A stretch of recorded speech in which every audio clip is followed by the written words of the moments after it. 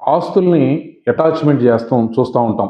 Civil, criminal కేసులకి సంబంధించిన సందర్భాల్లో అంటే జప్తు అంటాం తెలుగులో. అటాచ్‌మెంట్ జరుగుతా ఉంటుంది.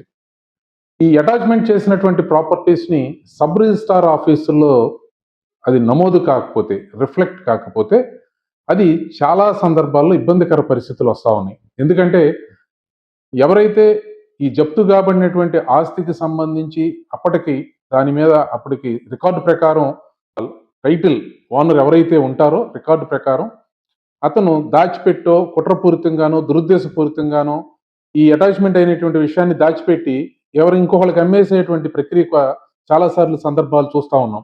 దానివల్ల కొనుగోలు చేసినటువంటి వ్యక్తి ఇబ్బంది పడతా ఉన్నారు.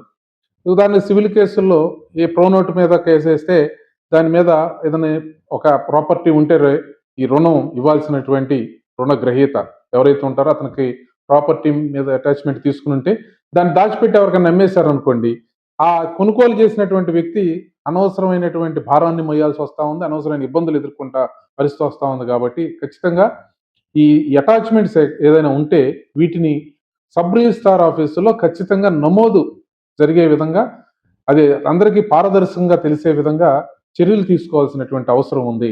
ఈ విధంగా చేస్తే కనీసం కొనుగోలుదారుడు ఎవరైతే ఉంటారో అతను ఇబ్బంది పడకుండా ఉంటారో, అమాయకులు, మధ్య తరగతి వాళ్ళు ఇబ్బందుల నుంచి బయటికి పడేటువంటి అవకాశం ఉంటుంది.